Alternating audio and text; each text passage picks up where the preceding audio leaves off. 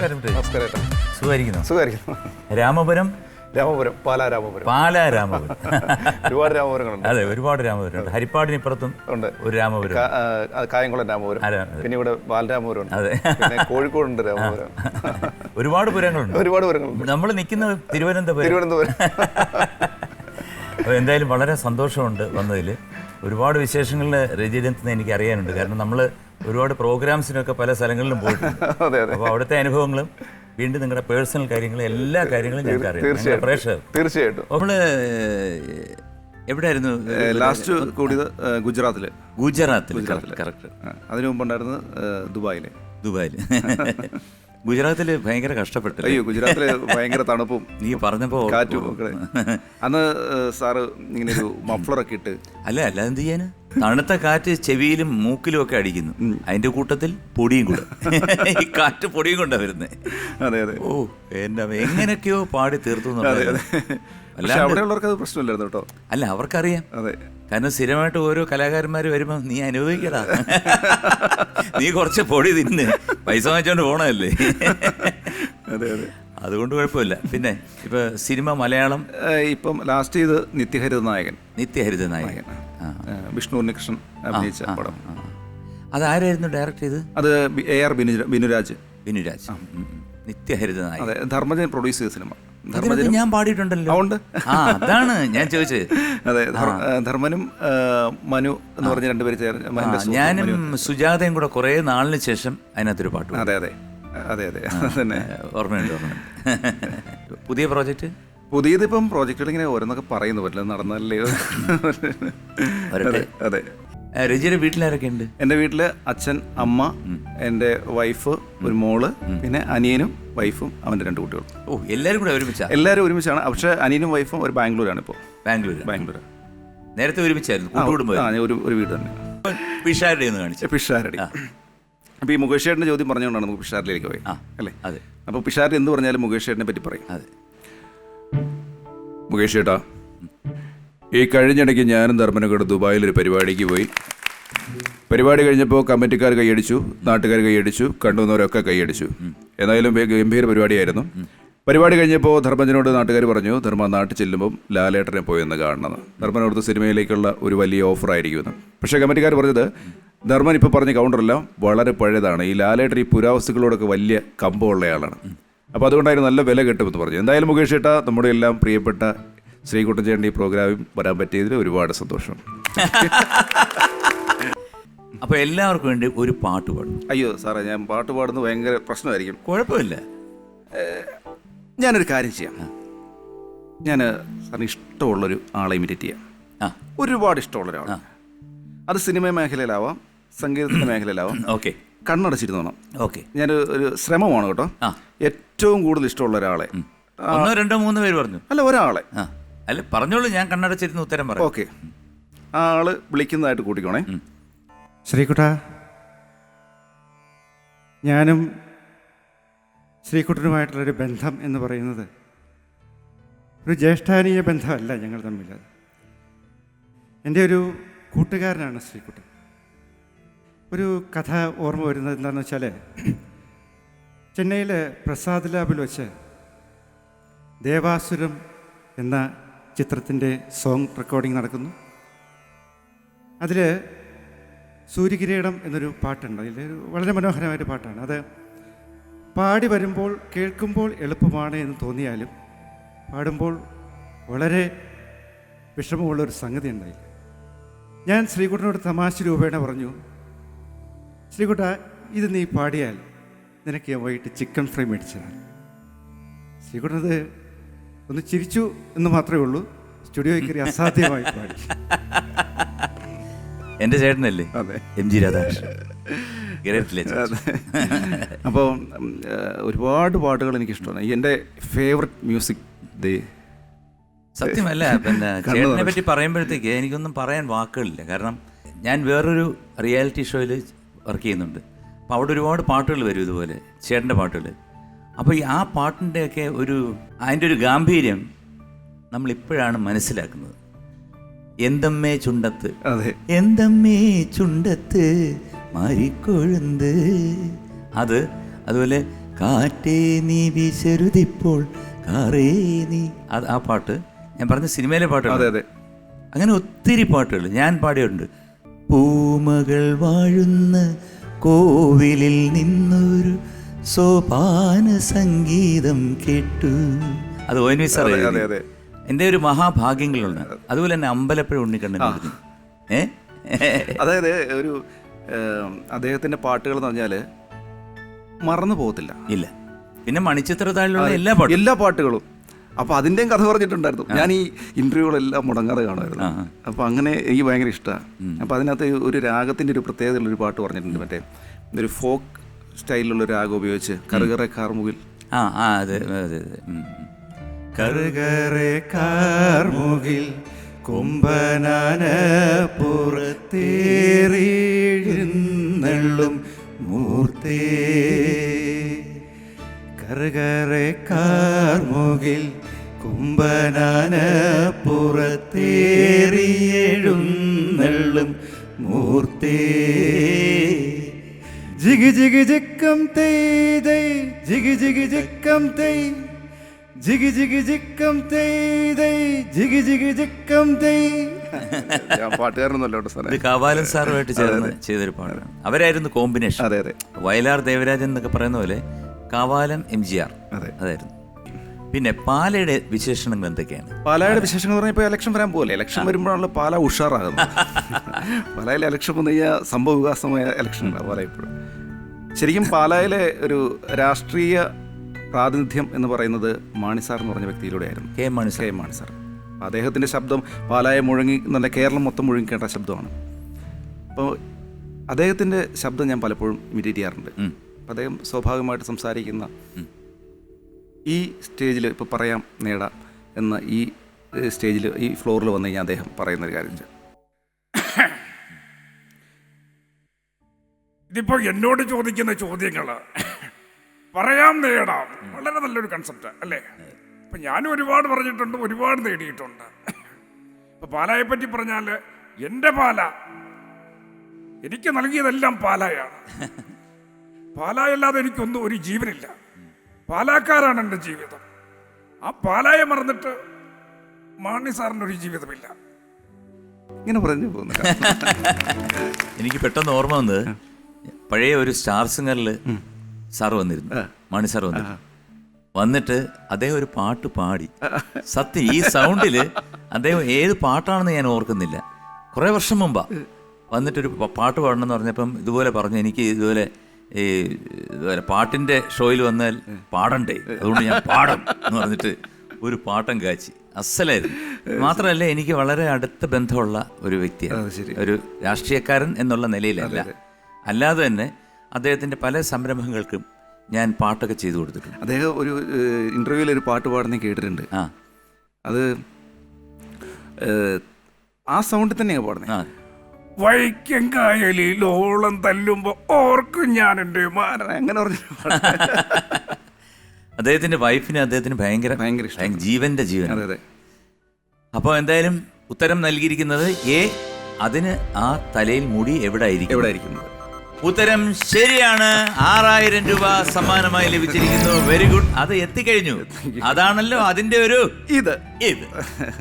അടുത്ത ചോദ്യത്തിലോട്ട് പോകുന്നതിന് മുമ്പ് ഒരു ചെറിയ ചോദ്യം. വെള്ളം ഇല്ല ഇല്ല ഇല്ല ഇല്ല അല്ല, ഞാൻ ചോദിച്ചത് വെള്ളം കുടിക്കുമെന്ന് ചോദിച്ചു. പച്ചവെള്ളം കുടിക്കും, അതാ ചോദിച്ചത്. അതങ്ങനെ തെറ്റിദ്ധരിച്ചേ? അല്ല, ആ ചോദ്യം വെള്ളം കുടിക്കും അടിക്കുമോ, അങ്ങനെ ആദ്യമായിട്ട് ഒരാൾ വെള്ളം അടിക്കുക ചോദിക്കുന്നത്. അല്ല, ഞാൻ ചോദിക്കാൻ വന്നത് വെള്ളം കുടിക്കുമ്പം മരിക്കുന്ന ആരാണ്? വെള്ളം കുസൃതി ചോദ്യമാണോ?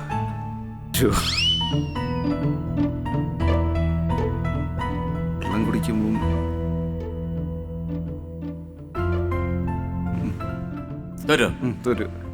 തീ.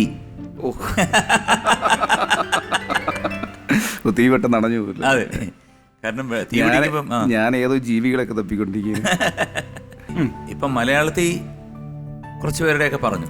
ഇപ്പം മറാത്തിയിൽ ഉണ്ട്, അതുപോലെ തമിഴുണ്ട്, ഹിന്ദിയുണ്ട്. ഒരു അന്യഭാഷ എന്ന് വെച്ചാൽ ഞാൻ സാറേ, എനിക്ക് ഏറ്റവും ഇഷ്ടമുള്ള ഒരു ആക്ടറുണ്ട്, ഞാൻ അദ്ദേഹത്തിൻ്റെ ചില 2-3 മൊഴിമാറ്റ സിനിമകളിൽ ഞാൻ ഡബ് ചെയ്തിട്ടുണ്ട് അദ്ദേഹം മലയാളത്തിലേക്ക് വന്നു. പ്രകാശ് രാജ്, അദ്ദേഹത്തിൻ്റെ ഒരു ശബ്ദം പറയാം. എന്നെ പാക്കറ ഷോക്കാ இருக்கா இருக்கும்டா இருக்கணும் தானே உன்னை இழுத்துட்டு வந்திருக்கேன். டேய் உனக்கு ப்ரமோஷன் கொடுத்தது ஓன் டிபார்ட்மெண்ட் தான். ஆனால் திருவாய்மருக்கு போஸ்டிங் போட வச்சது நான். இந்தியா மாப்பிள்ளத்தை மாவட்டத்துக்கு தமிழ்நாடு மாப்பிள்ளத்து ஊருக்கு என்ன வர சாப்பிடத்தில்லை. இப்போ என்ன பண்ணுவேன்? இது ஏ ஊரு ஏ ஏரியா. நாழ மாட்டேடா. நாழதை கோபசத்துறைய கோபசாகக்கூடாது. ചെല്ലോ ഐ ലവ് യു ഡക്കട്ടെ. സൂപ്പർ. വരും. എനിക്ക് പ്രകാശ് രാജിനെ എനിക്ക് നേരിട്ടറിയാം. എൻ്റെ വളരെ അടുത്ത സുഹൃത്താണ്. ഞാൻ പരിചയപ്പെട്ടത് പ്രിയദർശൻ വഴിയാണ്. ശരി. അങ്ങനെ കാഞ്ചീവരം എന്നൊരു സിനിമയ്ക്ക് വേണ്ടിയിട്ട് ഞാനായിരുന്നു അതിൻ്റെ സംഗീതം. അപ്പോൾ അതിനകത്ത് ഷൂട്ടിംഗ് നടന്നപ്പോൾ ഞാൻ പോയിരുന്നു. ഇദ്ദേഹം വലിയൊരു കുക്കും കൂടാണ്, നന്നായിട്ട് പാചകം ചെയ്യും പ്രകാശ് രാജ്. നല്ല അഭിനയവും അതുപോലെ തന്നെ നല്ല പാചകം ചെയ്യും. ഒരു പാട്ടുകൂടായിരുന്നു. ഞാനോ? ആ, എൻ്റെ ചേട്ടാ, എൻ്റെ ഒരു ദിവസം എൻ്റെ നാട്ടിലോട്ടൊന്ന് വരണം. രാമപുരം എന്ന് പറഞ്ഞാൽ അത്രയും സുന്ദരമായൊരു നാടാണ്, പക്കാ നാട്ടുമ്പുറമായിരുന്നു. അപ്പോൾ അവിടെ ആ നാടിനെ പറ്റി ഒരു നാടകഗാനമാണത്. പണ്ടെങ്ങാണ്ടൊരു നാടുണ്ടാർന്നേ, ആ നാട്ടിൽ പുഴയുണ്ടാർന്നേ, പുഴ നിറയെ മീനുണ്ടാർന്നേ, മീനിന് മുങ്ങാൻ കുളിരുണ്ടാർന്നേ. അന്നവിടൊരു വയലുണ്ടാർന്നേ, വയൽ നിറയെ കതിരുണ്ടാർന്നേ, കതിർ കൊത്താൻ കിളി വരുവാർന്നേ, കിളികൾ പാടണ പാട്ടുണ്ടാർന്നേ. നല്ല മഴ പെയ്ത്തുണ്ടാർന്നേ, നരകത്തി ചൂടില്ലാർന്നേ, തീവട്ടിക്കളവില്ലാർന്നേ, തിന്നണതൊന്നും വിഷമല്ലാർന്നേ. പണ്ടെങ്ങാണ്ടൊരു നാടുണ്ടാർന്നേ, ആ നാട്ടിൽ പുഴയുണ്ടാർന്നേ. എനിക്ക് പെട്ടെന്ന് ആ വിഷ്വൽ വന്നു, പുഴയും ആ നാടിന്റെ ഒരു സുഖം. അത് മലയാളികൾക്ക് മനസ്സിലാവും. ഈ കഥ പറയുമ്പോൾ തന്നെ ഞാൻ ഒരു കാര്യം ചെയ്യാം. അതിനു മുമ്പ് ഞാനൊരു സ്പോട്ട് ഡബ് ചെയ്യാം. അതായത് ആനുകാലിക പ്രസക്തമായി ഇപ്പം നമ്മുടെ പത്രം വായിച്ചു കഴിഞ്ഞാൽ നമുക്കറിയാം, ഒരുപാട് വാർത്തകൾ നമ്മുടെ കൺമുന്നിലേക്ക് വരുന്നുണ്ട്. ഒരുപാട് കുഞ്ഞുങ്ങളെ റേപ്പ് ചെയ്യുന്നു, കൊന്നു, അങ്ങനെ കൊലപാതകങ്ങൾ കിട്ടും. ഇതിനെപ്പറ്റി നമ്മുടെ സലിമേട്ടൻ ക്യൂൻ എന്ന സിനിമയിൽ വളരെ മനോഹരമായിട്ടൊരു രംഗം അവതരിപ്പിച്ചിട്ടുണ്ട്. അത് ഞാൻ സ്പോട്ട് ഡബ് ചെയ്യാം. I can understand your feelings, but ഇത്തരം കേസുകളിൽ അപൂർവമായ കേസിന് മാത്രമേ തൂക്കുകയർ വിധിക്കാൻ കോടതിക്ക് അധികാരമുള്ളൂ. ഒരു പെൺകുട്ടിയെ ക്രൂരമായി കൊന്നിട്ടും അത് കോടതിക്ക് മുമ്പിൽ തെളിയിച്ചിട്ടും കോടതി പറയുന്നു അതിൽ അസാധാരണമായ ഒന്നുമില്ലെന്ന്. കഷ്ടം. അല്പം കൂടി ഭംഗിയായി പറഞ്ഞാൽ കോടതി തന്നെ പറയുകയാണ് ഇതൊക്കെ ഈ നാട്ടിൽ സർവ്വസാധാരണമാണെന്ന്. തീർന്നിട്ടില്ല. കോടതിക്ക് 100 കണക്കിന് കേസുകളിൽ ഒന്ന് മാത്രമാണിത്. പക്ഷേ ഓരോ കേസിലെ ഓരോ പെൺകുട്ടിക്കും നഷ്ടമായത് അവളുടെ ജീവിതമാണ്. അതിന് സാധാരണമാണെന്നാണ് പറയുന്നെങ്കിൽ I will question the court. What is rarest of rarest? Hey, you are crossing the limits. You cannot question the court, and for that I can enforce a code of conduct. അറിയില്ല your honour. കണ്ണടച്ചാൽ ഒരിക്കലും കണ്ണില്ലാത്തൊരു വിഷമം തിരിച്ചറിയില്ല. അതിന് കണ്ണ് കാണാതാവുക തന്നെ വേണം. ഇന്ത്യയിലെ ഒരു കോടതിയും ഒരു ജഡ്ജിയും സ്വന്തം മകൾക്ക് സംഭവിച്ച ഇത്തരം ഒരു കേസിന്റെ വിധി പറഞ്ഞിട്ടുണ്ടാവില്ല. അഥവാ ഉണ്ടായിരുന്നെങ്കിൽ ഒരു തവണയല്ല, ഒരു 100 തവണ വരെ തൂക്കി കൊല്ലാൻ ആ കോടതി വിധിച്ചേനെ.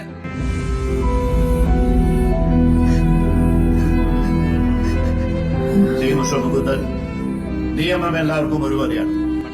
മാറണം. If the law has to change, yes, നിയമങ്ങൾ മാറണം. Because the Indian Constitution gives all the citizen the right to freedom and the right to life.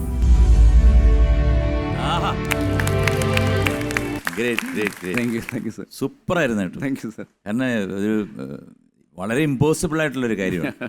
നമുക്കിപ്പം ഇതൊക്കെ ലിറിക്ക് നോക്കിയിട്ട് അഡ്ജസ്റ്റ് ചെയ്ത് ഡബ് ചെയ്യുന്ന പിടിച്ചിടാം, അങ്ങനെയൊക്കെ ഉള്ള സമയമാണിത്.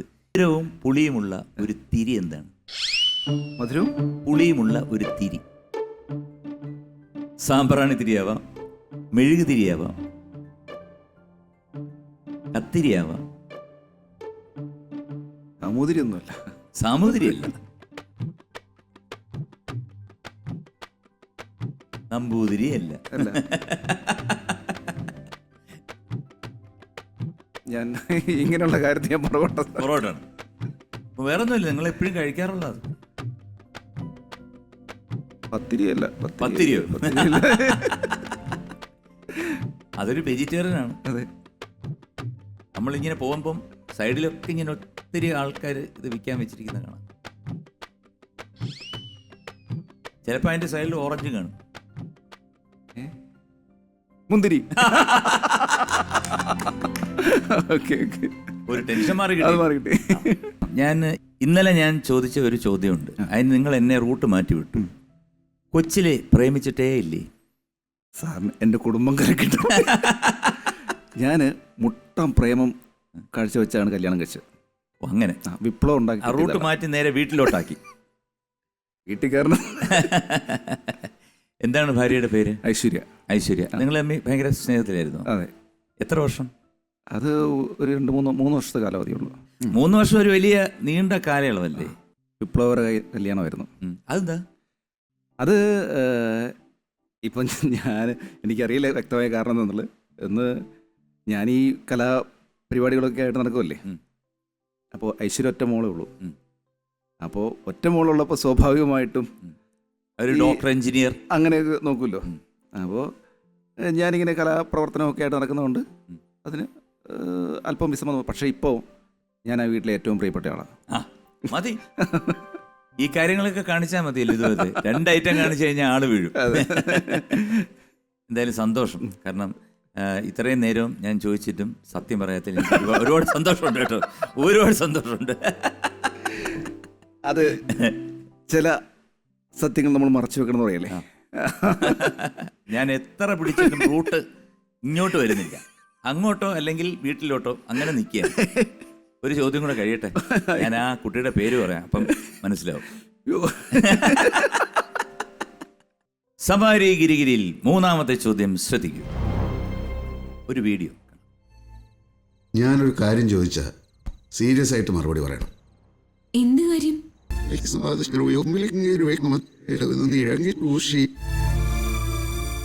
ഞാൻ ആകെ പെട്ടിരിക്കുക. അപ്പൊ നമ്മുടെ ആടുകളും കോഴികളും അതിനെയൊക്കെ കൊന്ന് ഇറച്ചിയാക്കി ഒളിച്ചിരിക്കുന്ന സ്ഥലത്ത് കറി വെച്ച് കൂട്ടാം. കണ്ടല്ലോ? കണ്ടു. എന്നാൽ ചോദ്യം, ഈ രംഗത്തിൽ എന്താണ് ശ്രീനിവാസൻ ചോദിക്കുന്നത്? എ, ഈ ഷൂട്ടിംഗ് കഴിയുന്നത് വരെ നമുക്ക് എവിടെങ്കിലും പോയി ഒളിച്ച് താമസിക്കാം. ബി, ഈ മുട്ടിഞ്ഞ ഷൂട്ടിംഗ് കാരണം വയ്യ, നാട് വിട്ടാലോ. സി, ഇനി എനിക്ക് പിടിച്ചു നിൽക്കാൻ വയ്യ, നമുക്ക് നാട് വിടാം. അത് മുന്നേ ഇങ്ങനത്തെ 1-2 വീഡിയോകൾ നമ്മൾ കണ്ടുകൊണ്ട് ഞാൻ ശ്രദ്ധിച്ചായിരുന്നു. അതിനകത്ത് തന്നെ ഇതിന് ഉത്തരമുണ്ട്. അതിൻ്റെ ലാസ്റ്റിൽ ശ്രീനിവാസൻ തന്നെ പറയുന്നുണ്ടാവും ഉത്തരം. ആ ഉത്തരം എന്ന് പറയാം സാറേ. ഈ ഷൂട്ടിംഗ് കഴിയുന്നവരെ നമുക്ക് എവിടെങ്കിലും പോയി ഒളിച്ച് താമസിക്കാം. അതാണോ മുഷിഞ്ഞ ഷൂട്ടിംഗ് കാരണം വയ്യ, നാട് വിടാം, ഒളിച്ചിരിക്കുക. ആ ഒളിച്ചിരിക്കുന്ന ലാസ്റ്റ് പറയുന്നുണ്ട് ഒളിച്ച് താമസിക്കാം. ഒളിച്ച് താമസിക്കാം. അതായത് പിടിച്ചല്ലേ? കറക്റ്റ് ആണോന്ന് എനിക്ക് അറിഞ്ഞൂടാ. എനിക്കറിയില്ല. അതാണെന്ന് എനിക്ക് തോന്നുന്നു. ഓപ്ഷൻ എ ഞാൻ എടുത്തു വെച്ച് പൂട്ടി. അവിടെ ഇരിക്കട്ടെ. ഇനി എന്താണ്? ഇനി പാട്ട് പാടുന്നുണ്ടോ? നാടിനെ കുറിച്ച് പാടുന്നുണ്ടോ? ഇനി ഭാര്യയെ കുറിച്ചൊരു പാട്ട് പാടും. ഭാര്യയെക്കുറിച്ച് ഞാൻ പാടിയാൽ ഇനി പാടണ്ട, വെറുതെ ഭാര്യ ഇട്ടു പോയാലോ ചിലപ്പോൾ. ആ പാട്ട് കേട്ടു ചിലപ്പോൾ ഭാര്യ ഇട്ടിട്ട് പോകും. പറയാൻ പറ്റില്ല കേട്ടോ. അങ്ങനെയൊക്കെ ഭാഗ്യങ്ങൾ ഉണ്ടായി കഴിഞ്ഞാല് ഭാര്യയ്ക്കോ അതെനിക്കോ ഒരു പാട്ടോ? ഞാൻ പാട്ടൊന്നും എനിക്ക് അറിയില്ല സാറേ. ഞാൻ ഏറ്റവും കൂടുതൽ ഇമിറ്റേറ്റ് ചെയ്തിട്ടുള്ളത് ദാസേട്ടനെയാണ്. ദാസേട്ടൻ്റെ വോയിസ് ഇമിറ്റേറ്റ് ചെയ്താണ് എനിക്കൊരു ഐഡൻറ്റിറ്റി ഉണ്ടാക്കുന്നത്. കാരണം ശ്രദ്ധിക്കപ്പെട്ട നമ്മൾ മിമിക്രിയിൽ എന്തെങ്കിലും ചെയ്യുമ്പോൾ ആദ്യമായിട്ട് ശ്രദ്ധിക്കപ്പെടുന്നത്. അതെ. അപ്പോൾ വർഷങ്ങൾക്ക് മുമ്പ് അങ്ങനെ ചെയ്ത് അപ്പോൾ ദാസേട്ടൻ്റെ ഒരു ശബ്ദം ഞാൻ പറയാം. സംഗീതം നമ്മുടെ മനസ്സിൽ ഈശ്വരൻ, ജഗദീശ്വരൻ നൽകിയിരിക്കുന്ന ഏറ്റവും വലിയ ഒരു വരദാനമാണ് സംഗീതം. അപ്പോൾ ആ ഒരു സംഗീതത്തെ നമ്മൾ എങ്ങനെ പ്രാർത്ഥിക്കുന്നു, എങ്ങനെ പൂജിക്കുന്നു, അതുപോലാണ് ഓരോ മനുഷ്യരിലും ഈശ്വരൻ വസിക്കുന്നത്, സംഗീതം വസിക്കുന്നത്. ഭൂമിയിലെ എല്ലാ ചരാചരങ്ങൾക്കും എല്ലാ ജീവജാലങ്ങൾക്കും നന്മ വരുത്തട്ടെ എന്ന് പ്രാർത്ഥിക്കുന്നു. നന്ദി, നമസ്കാരം. അപ്പോൾ ഈ പാട്ടെന്ന് പറഞ്ഞപ്പോൾ ഞാൻ ഏറ്റവും കൂടുതൽ അനുകരിച്ച് പാടില്ല. എനിക്ക് പാടാൻ അറിയില്ല അത്, പക്ഷെ എങ്കിലും എനിക്ക് ഹരിവരാസനം എന്ന കീർത്തനമാണ് എല്ലാ വേദികളിലും പാടാറുള്ളത്. അങ്ങനെ ഒരിക്കൽ ദാസേട്ടന് മുമ്പിൽ എനിക്ക് പാടാൻ അവസരം കിട്ടി. ഇത് പറയാൻ കിട്ടി ദുബായ് വെച്ച്. അപ്പം അന്ന് ഞാൻ ചോദിച്ചു അനുവാദം, സ്റ്റേജ് വെച്ച് പെട്ടെന്നായിരുന്നു, സുരാജേട്ടനായിരുന്നു ഒപ്പം ഉണ്ടായിരുന്നു. സുരാജേട്ടൻ പറഞ്ഞു അയ്യപ്പൻ ദാസേട്ടനെ അനുകരിക്കും. അപ്പം ഞാൻ ചോദിച്ചു ഞാനിങ്ങനെ പാടിക്കോട്ടെ, പറഞ്ഞു ഒരു കുഴപ്പമില്ല പാടിക്കോ എന്ന് പറഞ്ഞ്. അപ്പം ആ ഹരിവരാസനത്തിന് ഒരു 4 പാടണം എന്ന് പറഞ്ഞുകൊണ്ട് കേട്ടോ, അതറിയല്ലോ. ഹരിവരാസനം വിശ്വമോഹനം ഹരിദധീശ്വരം ആരാധ്യപാദുകം അരിവിമർദ്ദനം നിത്യനർത്തനം ഹരിഹരാത്മജം ദേവമാശ്രയേ. സ്വാമിയേ ശരണമയ്യപ്പോ. എനിക്ക് ദാസേൻ്റെ ഞാൻ ഒന്ന് കണ്ണടച്ചിരുന്നു. കറക്റ്റാണ് കേട്ടോ, ആ മോഡുലേഷൻ ഉണ്ടല്ലോ പറഞ്ഞപ്പോ മേലോട്ട് എടുക്കുന്നേ ആ കുനിപ്പൊക്കെ വളരെ കറക്റ്റായിരുന്നു കേട്ടോ. ഇപ്പൊ ദാസേട്ടൻ അമേരിക്കയിലാണ്. കഴിഞ്ഞപ്പോൾ ഒരു വർഷമായെന്ന് തോന്നുന്നു എനിക്ക് അമേരിക്കയിൽ. ഉടനെ തന്നെ വരും എന്ന് പ്രതീക്ഷിക്കാം. അപ്പം എ ആണ് പറഞ്ഞിരിക്കുന്നത്, ഈ ഷൂട്ടിംഗ് കഴിയുന്നവരെ നമുക്ക് എവിടെങ്കിലും പോയി വിളിച്ച് താമസിക്കാം. ഉത്തരം തെറ്റാ. ഈ മുഷിഞ്ഞ ഷൂട്ടിംഗ് കാരണം വയ്യ, നാട് വിട്ടാലോ?